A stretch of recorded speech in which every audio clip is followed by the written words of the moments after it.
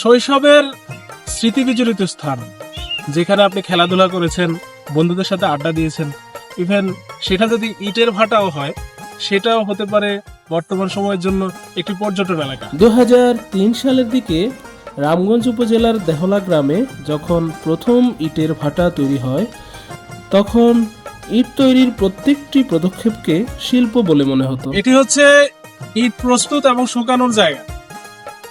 যখন এই জায়গাটা খালি হয়ে যাবে, অর্থাৎ ইট প্রস্তুত এবং শুকানোর কাজ শেষ হয়ে যাবে, তখন এটি হয়ে যাবে একটি বিস্তীর্ণ মাঠ। তখন হয়ে যাবে এটি আপনার কাছে খেলার জায়গা। আবার পেছনে দেখতে পাচ্ছেন মাটির অনেক বড় স্তূপ।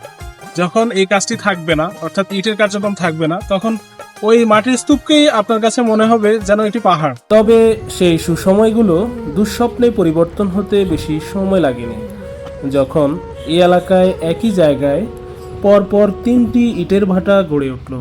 বাংলা একটি বিখ্যাত গান রয়েছে, জীবন হইল ইটের ভাটা, দিকি দিকি জলে রে, সুখ যে আছে এই জীবনে কোন পাগলের বলে রে।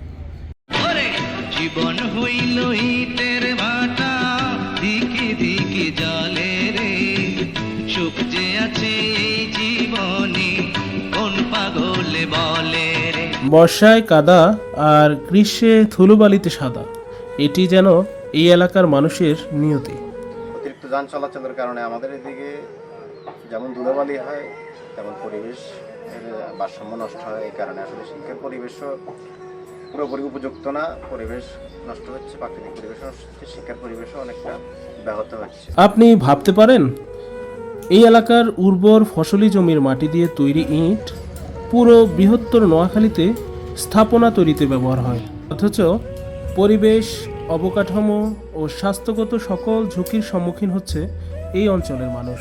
এর মধ্যে দাঁড়াই আছি, এই জায়গার মধ্যে আগে অনেক লাউ এবং মিষ্টি কোরমা অনেক ফসল হইতো। এখন কিন্তু আমাদের এই এলাকার মধ্যে কোনো শাকসবজি হইতেছে না, কারণ আমাদের এই এলাকার যত মাটি ছিল সব ব্রিক ফিল্টে মানে এসে উঠাই লই গেছে। আমরা আগে ফুটবল খেলাইতাম এই মাঠের মধ্যে, এই মাঠ সমতল ছিল, ক্রিকেট খেলাইতাম, গোলা খেলাইতাম, গোলা এনে সব হাতর থাকতো বিকাল বেলা হইলে। আর এখন কোনো খেলাধুলা হয় না, মাঠ সব কাদ হয়ে গেছে, উঁচা নেচা হয়ে গেছে। এই এলাকার মানুষের এখন একটি প্রশ্ন, কিভাবে ফসলি জমির মধ্যে একই জায়গায় 3টি ইটের ভাটা পরিবেশ ছাড়পত্র পেল।